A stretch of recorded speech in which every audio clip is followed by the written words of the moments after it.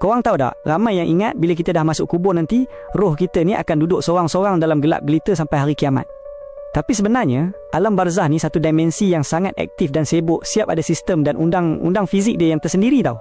Mengikut apa yang dikongsikan oleh para ulama dan hadis-hadis sahih, ada beberapa perkara menarik yang mungkin kita tak terfikir. Pertama sekali, roh ni sebenarnya ada sistem sosial dia sendiri. Roh orang yang beriman ni bebas nak bergerak dan saling menziarahi antara satu sama lain.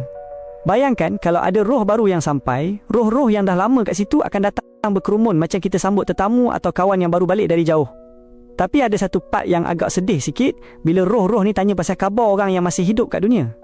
Kalau roh baru tu cakap orang yang ditanya tu dah lama meninggal sebelum dia lagi, barulah dia orang sedar yang roh si fulan tu tak lepas masuk ke tempat orang baik-baik atau iliyin, tapi sebaliknya kena hantar ke penjara roh jahat yang dipanggil sijin. Bukan tu je, amalan kita yang masih hidup ni sebenarnya akan dibentangkan kepada arwah ahli keluarga kita setiap hari Isnin dan Khamis, termasuklah mak ayah kita yang dah tak ada.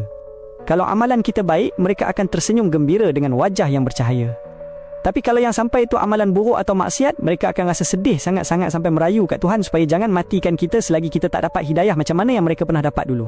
Satu lagi fakta yang buat kita terfikir ialah pasal masa kat sana tak sama macam masa kat dunia. Ada yang panggil tidur pengantin.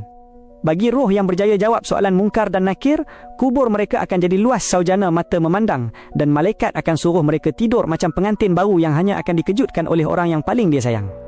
Jadi bila kiamat tiba nanti, dia akan rasa macam baru je terlelap sekejap sangat. Tapi bagi roh yang kena azab, satu malam tu rasa macam beribu-ribu tahun lamanya. Memang rasa tak tenang dan jauh sekali nak relax. Semoga kita semua dilindungi dan dijauhkan daripada perkara yang tak elok ni. Wallahualam.